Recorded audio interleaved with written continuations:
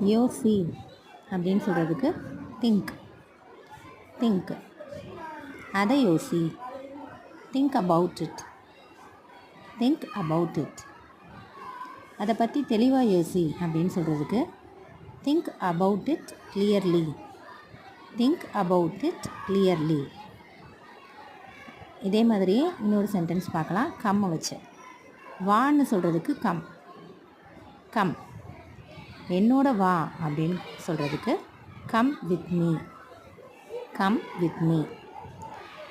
அதுவே இப்போ என்னோட வா அப்படின்னு சொல்லுவோம் இல்லையா, அதுக்கு come with me now. Come with me now.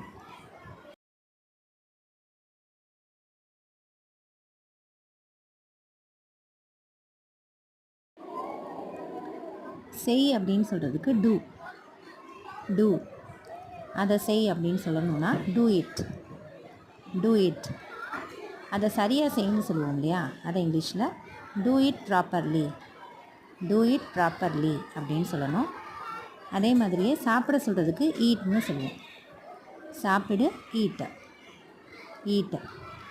இதை சாப்பிடு அப்படின்னு சொல்லிட்டு ஏதாவது ஒரு பொருளை காமிச்சு சொல்லல ஈட் திஸ். ஈட் திஸ் அப்படின்னு சொல்லணும். இதை ஃபுல்லாக சாப்பிடு, அதாவது முழுமையாக சாப்பிடு அப்படின்னு சொல்லுவோம் இல்லையா, அதுக்கு இங்கிலீஷில் ஈட் திஸ் ஃபுல்லி.